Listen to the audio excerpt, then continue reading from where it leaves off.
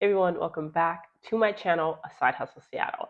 So if you've been keeping up with my videos, then you know I've been pursuing being dual commissioned in both Seattle and the state of California.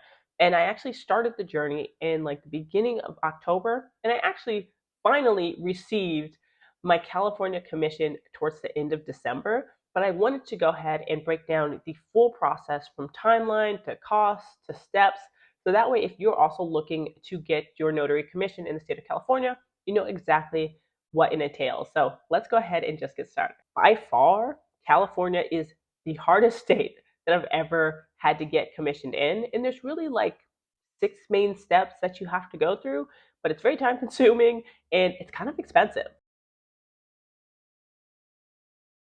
There are actually a lot of states that don't require you to take any sort of notary education before getting your commission, but California is definitely not one of them.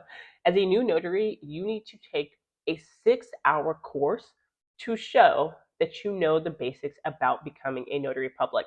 And the good thing is, the Secretary of State website will actually give you a list of hundreds of different vendors that you can choose from. And when I chose, I went through and maybe looked at like 10 to 15 different vendors just to see which ones I thought were good, looked at some reviews, and I ended up choosing one called like Easy Notary Class. And I made a full video on it before, but it was by far the best training I think I've ever done as a notary. And I've taken a lot of notary trainings. And when I first purchased it back in October, it was only $38. And what came with it is like all of the 6-hour exam, it would give you a certificate of completion. And then it also came with a loan signing certification, which I thought was great. But I just went back and looked again, and I think the price jumped up to like $79. Now, I do recommend it because it was great. However, if that cost is too much, like I said, there's like hundreds of different ones listed on the Secretary of State website. You can easily find one for like $19 if you just need the basic information in order to pass the test. Now, once you actually finish the course, you're going to get a certificate of completion that you have to print and bring with you to the exam. So make sure as soon as you finish your course, no matter which one it is, that you get that certificate of completion and that you print out a copy because you have to bring it with you.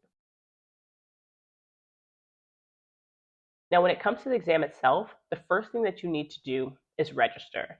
And I think there's one company that does all of the exams, and it's called like CPS HR Consulting. The Secretary of State will list it on their website. But when you go on there, they're actually going to have the full exam schedule broken out by county in days and times. So you're going to be able to look at your county, see which ones are next to you, see where they're being offered. And you can create an account with them and go ahead and just register for whatever exam it is that you're looking to take. Now, when I went to actually register for my exam, there was none available anytime soon, like I think within a month's time. And so I actually emailed them and I was like, hey, there's none available. What can I do?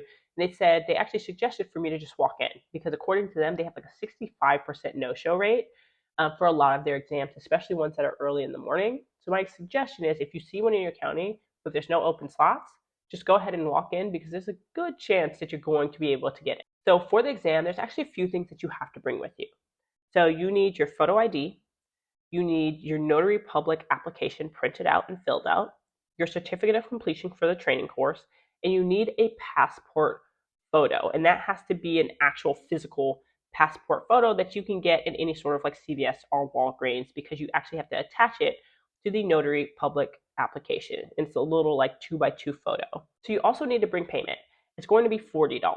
20 of those dollars are actually for the exam, and the other 20 of the dollars is actually for filing the application, and you have to pay via check. So just make sure that you're prepared to do that. You need two number 2 sharpened pencils, and then they're actually going to submit your application and everything on your behalf after the exam. So you literally hand them everything when you get there, and they will submit everything on your behalf after the fact. The actual exam itself, it is a 60-minute 45-question multiple choice exam. Of course, it's closed book, and you take it on like a Scantron. So think back to school days. It's going to definitely trigger some core memories. And I would say that the exam can be a little bit tricky, if you will, just in the way that the questions are formatted. So it's really important to pick a training course that you think it does a good job of teaching to the test in a way. Yes, it's important for you to know the notary law, but it's also important for you to understand how questions are formatted so that way you can kind of get in that mind frame of thinking. So I actually took the exam on October 19th, and I got my exam results via email on November 6th. And I ended up getting 100%, which I was not expecting, but that was great to see. And you only need 70% to pass. So if you truly pay attention in your training course and it's a good training course, you have a good chance of passing for sure.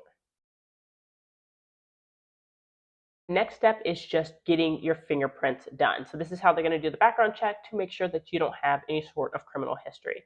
And you're going to actually get it done via a live scan service. And so again, Secretary of State is going to have a list of different places that you can go to get your fingerprints done. Now, some people suggest waiting to get your fingerprints done until you know if you've passed the exam, because if you didn't pass, then there's really no point in sending those in. So it's up to you if you want to wait or not, but I would just suggest waiting in this case. But once you actually go there, you're going to need to fill out a request for live scan fingerprint form that you're going to bring with you to the location. They're going to get your fingerprints via live scan on both hands. Whoever you get your live scan fingerprints through, and I think I just went through like UPS, they're automatically going to send your fingerprints and information to the Department of Justice's like live scan fingerprint program, and then they will send it directly to the DOJ and the FBI to do your background check. And I think in total it cost me like $82 to get that service done, which was more expensive than I thought it was going to be. So once you submit your fingerprints, you're really just waiting on your notary commission packet to come back.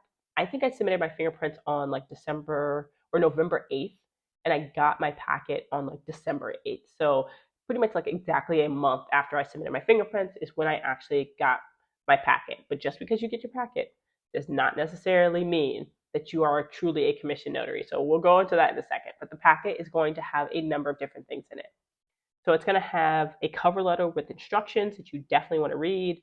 It'll have filing instructions. It's going to have your Notary Public commission certificate. It'll have two Notary Public oath and certificate of filing forms that you're going to need.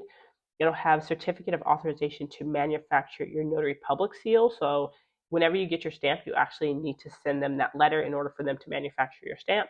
And it's going to have a list of authorized manufacturers of Notary Public seals. So once you get your packet, something you want to pay super close attention to is when you actually have to file your Notary Public oath and certificate of filing forms and your bond. So just because you've gotten your packet does not actually mean that you're truly a commissioned notary yet. You have to file those two things.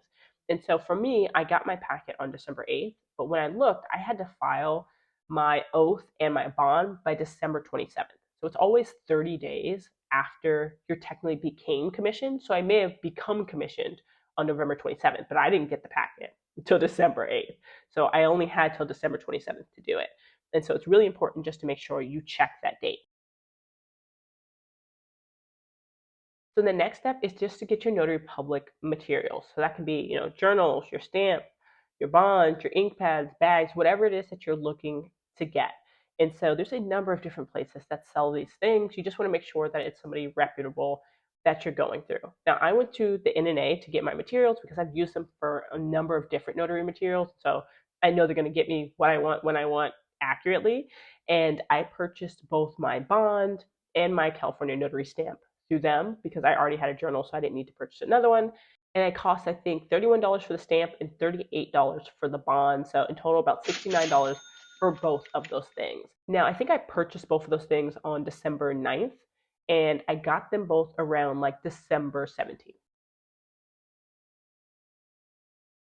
Okay, so finally, the last step, which is just to file your Notary Public oath and bond. The last thing you have to do in order to be considered a truly commissioned Notary Public in the state of California. So you are given in that commission packet, you're given two certificates of, oath and like certificate filing forms or whatever it is that they're called. You need to fill those out and you need to take those to the county clerk. Now you can either mail those in or you can go in person to the county clerk. I went in person because I'm like, if I only have, 30 days to do it, I just don't trust the mail for whatever reason. Whatever works for you is what you can do in order to get those things filed. Now, once I actually went in person to the county clerk, they put you under oath, as you talked about, making sure that you adhere to the notary law and yada, yada, yada. And then they go ahead and file your bond for you. And there is a fee, just like with anything. So I think the total fee for filing both those forms and the bond was $80.50. So all in, the process took a little over 2 months, and it cost me a total of $309.50. which is pretty darn expensive just to get my notary commission, and by far the most expensive place I've ever been commissioned at. Now, there's a couple of different ways that you can look to save a little bit of money. One of the ways would be sourcing a cheaper vendor for the notary training. Like I said, there's a list of hundreds of them, and there's some that only charge like $19. So that's an area you can save some money. Or using a cheaper vendor to manufacture things like, their stamp. That's also something that you can do, but those are going to be like minimal savings in comparison to all of the most expensive things, like, filing your oath and bond and getting your fingerprints and just like paying for all of that stuff as well. Now, California doesn't do RON yet, but it is coming in 2030, and I cannot wait because I'm for sure going to jump on that as soon as it happens. But in the meantime, what I'm looking to do is I prefer RON still when I'm in Seattle. When I'm in California, though, I would love to do more like philanthropic type of things. So give away like free notarizations to different communities. So I'm looking forward to spinning all of that up. And of course, I will take you along for the journey. Thank you as always for watching my video. Catch you in the next one.